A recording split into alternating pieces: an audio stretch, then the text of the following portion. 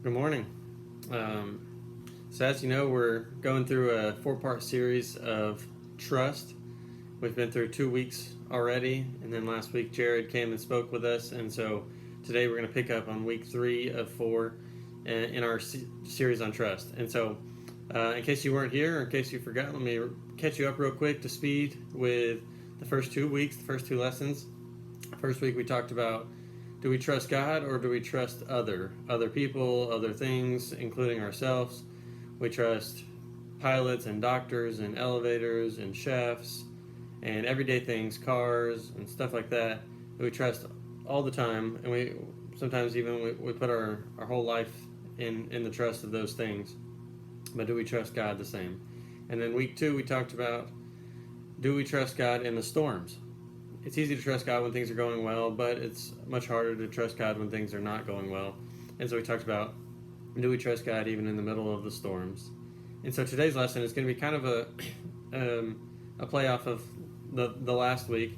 We'll continue talking about some storms in life, but today's focus is going to be that we should be able to trust God always, regardless of what's going on in our life, whether it's good, whether it's terrible, or whether it's somewhere in between, just a regular everyday situation in life.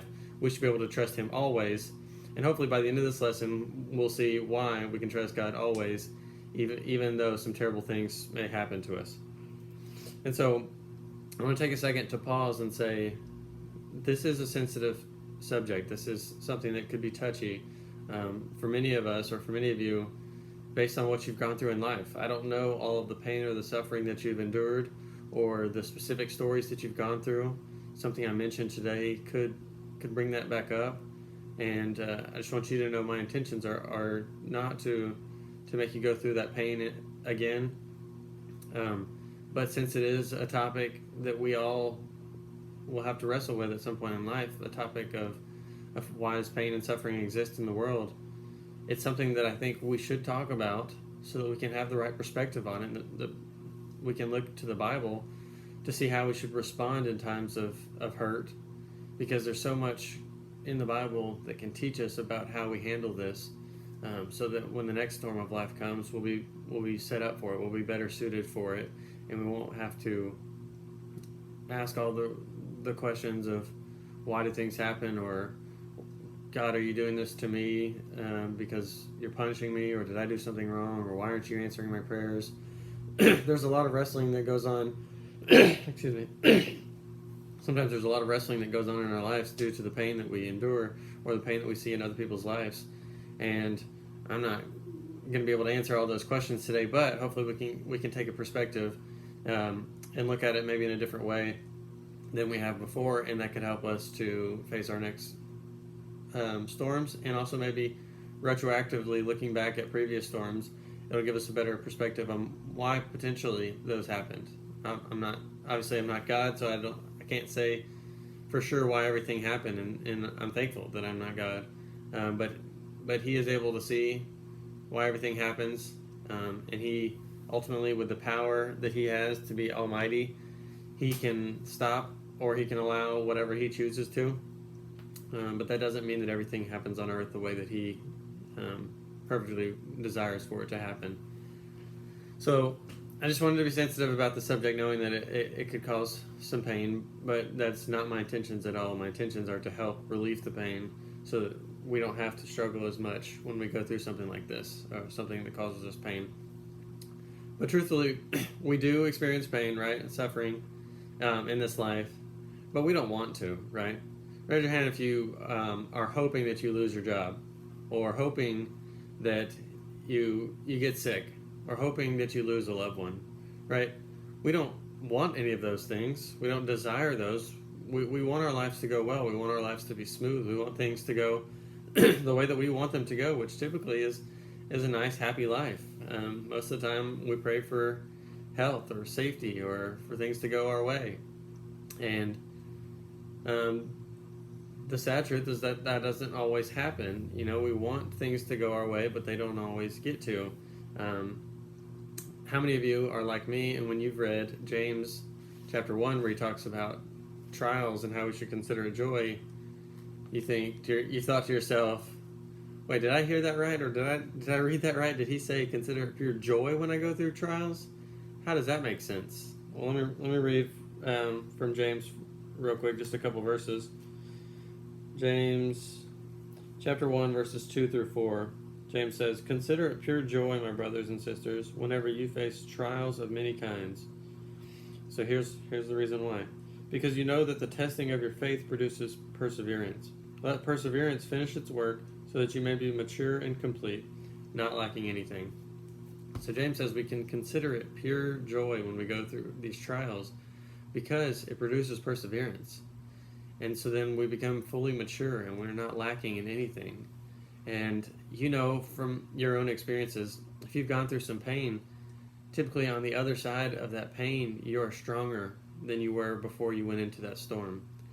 There's something about overcoming a storm or going through a difficult time that makes you stronger, and your faith has grown, your trust in God has grown, and you are able to overcome that fear or that pain or whatever in your life. And then the next time you're faced with a trial, you know, okay, I've been through this before. God got me through this once or twice or dozens of times. He'll get me through it again. And not only that, but I'll be stronger for it. In the moment, you might not want to go through it, but you can know that God can work it out for your good. And that'll be a key thing that we talk about today is Romans 8:28, that reminds us that God is always working for the good in our lives. Let me read that for you. Romans 8:28 is an impactful scripture for us as we look in the context of how God is working in our lives all the time. And so Romans 8:28 says, "And we know that in all things God works for the good of those who love him, who have been called according to his purpose." God is always working for the good of those who love him. He wants the best for us. And sometimes, in hindsight, we can go back and see how God used something for his good. We can go back and look on a specific situation, even a painful situation, and be able to see how God used that for good. But sometimes we're not able to. And sometimes when things happen that are pain and suffering, it might not even be God's desire for that to have happened. God doesn't want us to suffer, but he does allow some of that because of free will, and we'll talk about that in a minute. So let me pause to say there's one thing that many people have done in the past that can be really harmful in the time of trials or pain or suffering, and maybe somebody has said this to you before. Sometimes people will say, well, everything happens for a reason, or it's all part of God's plan. But that doesn't help you feel any better, does it? If you're in the middle of a storm and somebody says, well, God's got a plan for this, everything happens for a reason, that can be so painful and hurtful and harmful to somebody who is going through some pain. And so if somebody's ever said that to you, I'm sorry. And I want to challenge us today to be so careful not to ever say that to anybody. Because even if it were to be true, it doesn't help them. It doesn't help them in their situation. And also, it probably isn't true. A lot of the pain and the suffering that happens in this world is not the way that God wants it to happen. It's not his perfect desire, his perfect will.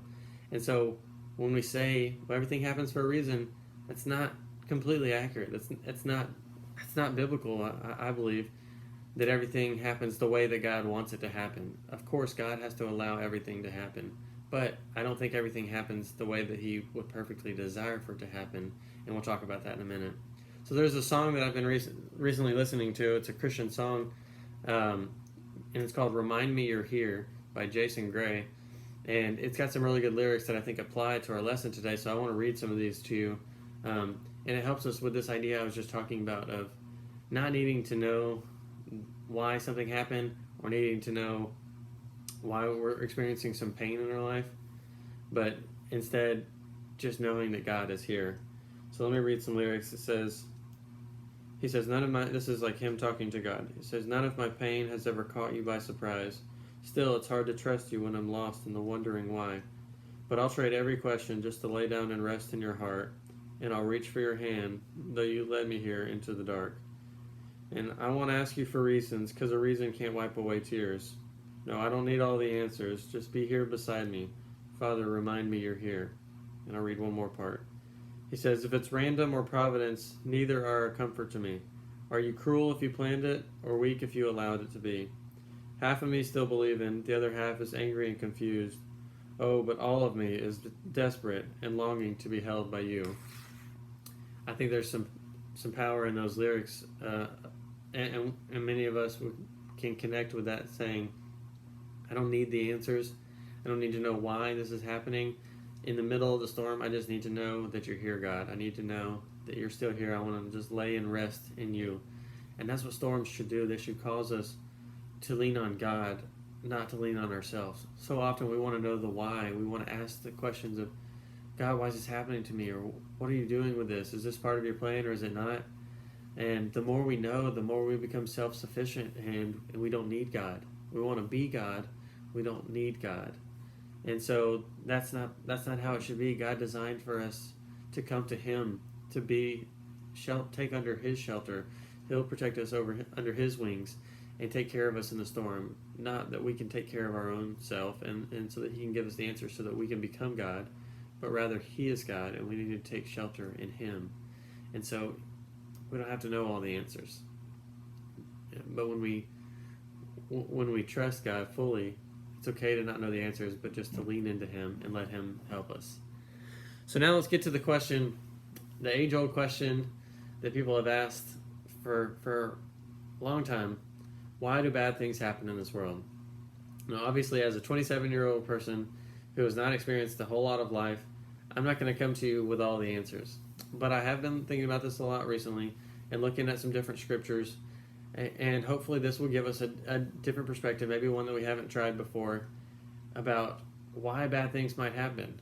I think sometimes we categorize them into two categories, like either Satan caused it or God caused it. And some people go as far as to say God caused everything. So anything that happens in this world is because God wanted it to happen, and that's why they'll say everything happens for a reason. And I think that can be very misleading and not true for the reasons that it happened. So I want to look at some more categories of reasons that bad things, suffering might happen in this world, and maybe that gives us some comfort in knowing that it's not just because God wanted it to happen or because Satan wanted it to happen, but maybe there are more than those reasons, and we don't always have to know which one each category falls into. We can still trust God even if we can't figure out why it's happening to us. So today I want to look at 4 reasons. First reason is that Satan caused it. Satan is working against us. He wants to pull us away from God. He doesn't want us to follow God or trust in Him. And so in a minute we're going to look at the story of Job, which I think could fall under this category of how Satan causes pain in our lives. And God allows it, but ultimately it's the work of Satan that is trying to pull us away. And that's why some bad things happen. Reason number 2 is that there's a natural result of sin.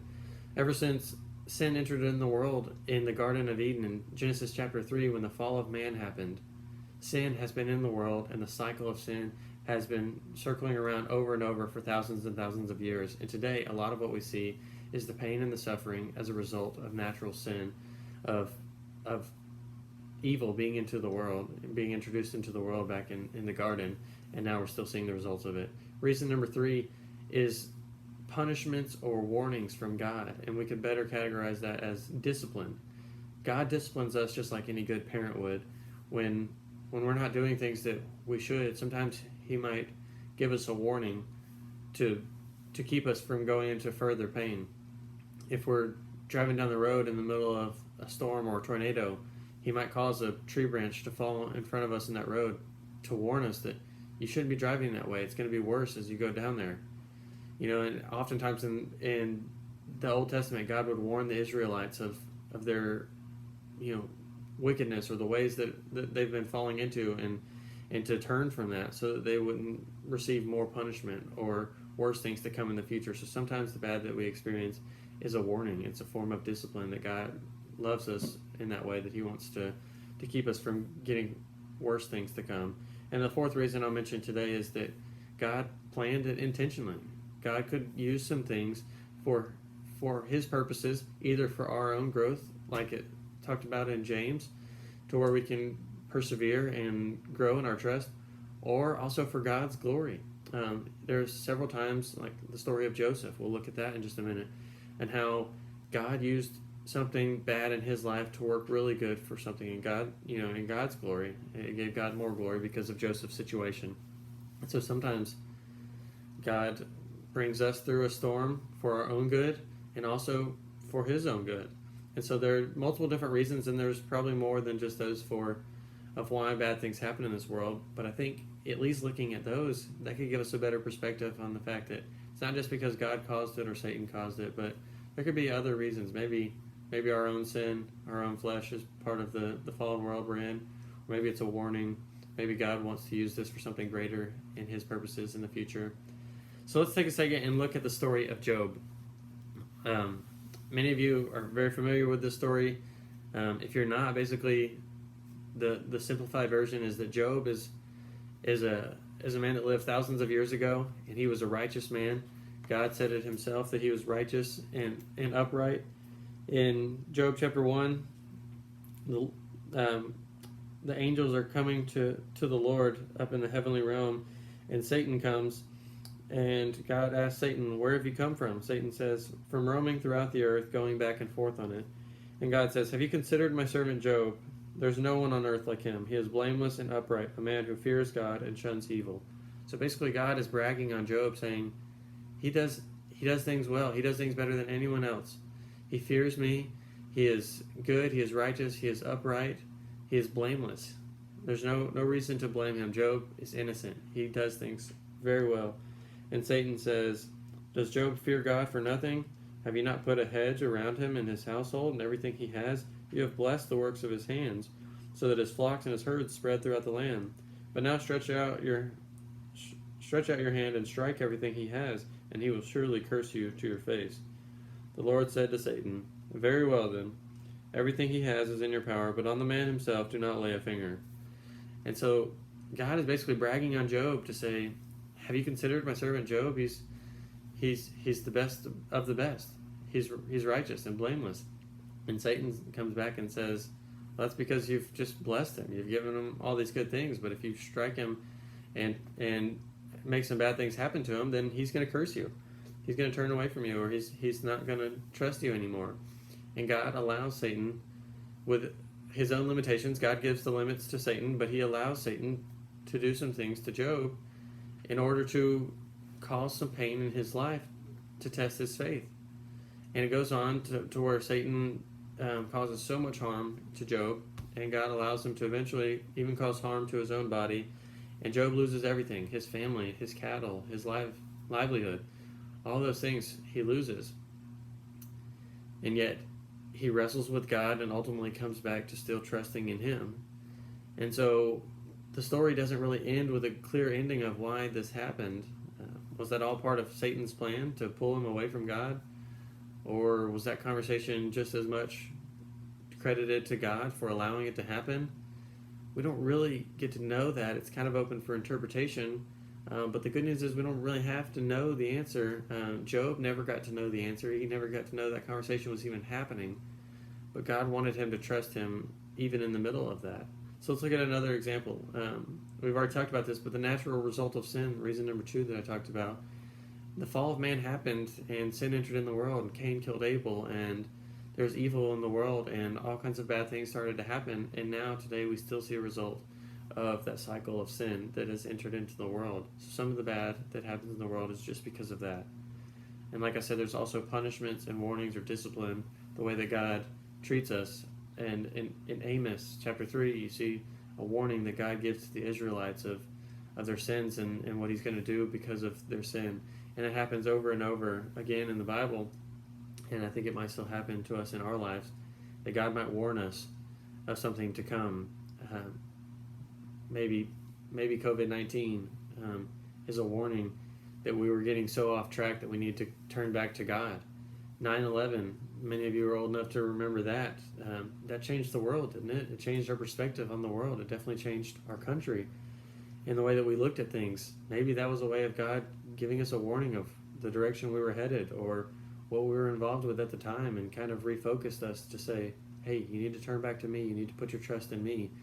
And that happened. So many people have put their trust in God during this time right now, in this pandemic that we're in, because they need to trust God. We need Him in these moments. What else are we going to trust in?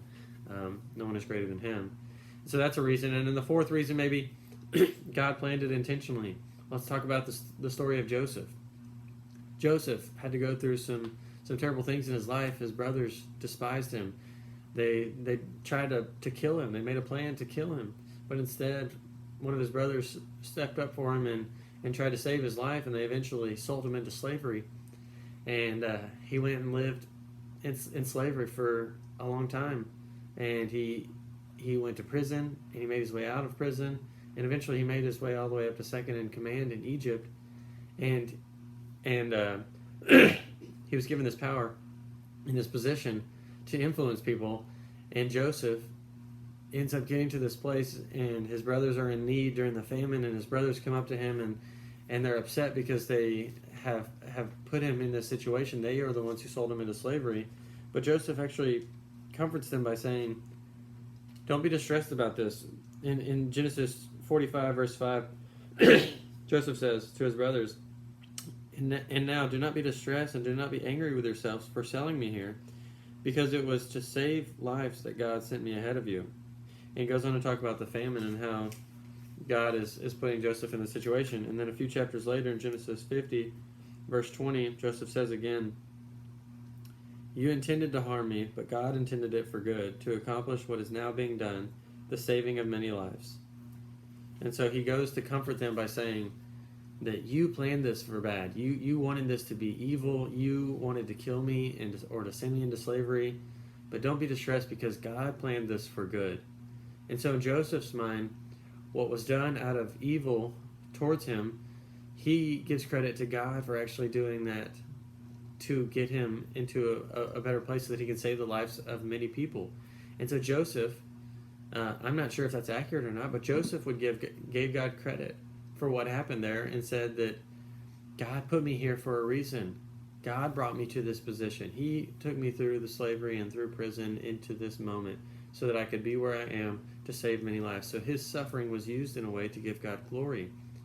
And maybe that's the case. Maybe, I'm not sure. Maybe, I don't know the Hebrew or the text well enough in its original language to know exactly how it would be interpreted. Maybe Satan caused the evil in his brothers' hearts to try to sell him into slavery, and then God was able to turn that story into something really good. Or maybe God planned it. I'm not really sure. But either way, God used it for good, that's for sure. And sometimes God does that with our own lives. He takes your suffering, He takes your pain, and He can use it to grow you, to give you perseverance, or to give more glory to Himself. He can use our weakness as His strengths. And so sometimes that is the way that it happens. There's a story in the New Testament that you may be familiar with. I'll turn there. John chapter 9. If you want to follow along, you can turn there. It's a story of somebody who, by our worldly perspective, has some extra obstacles in life and had to go through some suffering. And so people were asking, who sinned? Was it, did this guy sin and that's why he has this obstacle, or did his parents sin, or what caused this? John 9, chapter 1, this is talking about Jesus healing a man who was born blind. It says, as he went along, he saw a man blind from birth. His disciples asked him, Rabbi, who sinned, this man or his parents, that he was born blind? Jesus replies with, neither this man nor his parents sinned, said Jesus, but this happened so that the works of God might be displayed in him. And so Jesus is saying, it's not because of sin that this person was born blind, but it's so that the works of God might be displayed in him. God is able to work in the parts of our lives that are not ideal. He's able to work in our weaknesses. He's able to use something that we're not great at to his glory. And we'll talk more next week about what our lives can look like when we trust in Him and we allow Him to use us for His glory. But this is an important reminder that as Christians, if you have given your life to God, then you have given up your life. You have given up your desires. You have given up your own way of life. I talked about earlier how we want life to go our way. We want things to go well. We want to be healthy and happy. But we have to give that up in order to allow God to use us the way that He wants us to be used. And sometimes we go through suffering that seems to have no reason. But sometimes God uses our suffering for His glory. And we don't get to know exactly which which suffering will turn out for his glory and which one won't. But we can know that he is always working for our good. He's always working for the good in our lives. And so he might use some of the pain that you've gone through to bring him more glory to somebody else that you don't even know, or to someone in your family that sees how you've overcome that pain. God can use that. And so I want to mention a few more things to you today as we close up. God allows us to suffer because he loves us that much. I know that sounds strange, but free will is something that God values. In order to truly love him, we have to be able to have the choice to either love him or not to. And so God values that enough that he allows free will to happen on this earth so that we can love him even if things are not going our way or things are not going well. So he gives us the opportunity to love him in spite of what's going on in the world. And so he values our choice over the evil, to choose him over the evil or the bad or the suffering in this world. He values that more than just not giving us any suffering. He could make a world where we just follow him and there's no sin and there's nothing bad that happens, but that was broken in Genesis 3 when the garden received the fall of man and sin entered into the world. God's perfect will was no longer the case anymore. And so now we see God's will still happening, but that his will involves free will for us, and his perfect will be to restore us back to him in a perfect setting one day, and that's something that we have hope for. So today I want to hopefully remind us that we should trust God always, no matter what is going on in our lives. We should always trust him, know that he is good even when our lives aren't going well. We don't know that he's causing that or if he's intentionally planning that, suffering or pain in our lives so that it can grow us or so that it can glorify him. Or maybe it's a warning for something else. We're not sure. But even when we don't know the answers to why things are happening, we can find comfort in him knowing that he'll never leave us and he'll never forsake us, and that he is always working for our good. So we have this small perspective on life that if something's not working for us or going the way that we want to, we can say, God, I asked you for this and you're not giving it to me. Why is this not going the way that you want it to go? And God doesn't always reach down and give us the answers. Actually, a lot of the time he doesn't give us the answers. We're not able to fully know or even kind of know sometimes why things are happening. But we can trust in a few things. We can trust that his ways are higher than ours. His ways are better than ours. And we know that he is good. We can also trust that these bad things are going to happen and we don't get to know why they're happening. But we can know that they might be happening for many different reasons we're not sure about. And the third thing that we can trust is that in this world we're going to have trouble, but ultimately God is always working for our good, and he is always going to be with us. He will never leave us, and he will always work for our good. And then the final thing that is the most encouraging is that this world is not our home. This world is not our final destination. It's where we live for a period of time, maybe 20, 30, 40, 50, 60, 70 years, 80 years, 90 years that we get on this earth. But that's nothing compared to eternity. And if we can put our trust in God and our trust in what Jesus did for us on the cross while we're here on this earth, we can constantly trust God through the storms of life, through every situation in life, knowing that we don't have to have the answers, but we can trust that God is working for us and working in our good all the time. And ultimately, this world that's full of pain and suffering is not our final destination. God will help us through this world, and he will be with us the whole way and work for our good. But one day he offers us a world where there is no more pain and no more suffering. And that is beautiful. That is so encouraging. That's something that keeps me going each day, to know that when we face hard times in this world, it's not over. If the worst thing happens to us and we die, then as Christians, that should actually be the best thing that happens to us, because then we get to spend forever with God with no pain or suffering. And that's the joy that we get to look forward to. So while we're here on this earth, trust that God is with you and working for your good, but also know that there's coming a day when there's going to be no more storms and no more pain, and God will always be working in our lives here. but leading us towards a life where there's going to be no more suffering, where we don't need to worry about anything else. And that's something beautiful. So I hope that's an encouragement to you. If you need anything today, let us know. We'd love to pray for you or help you out in any way that we can. Hope you guys have a great day.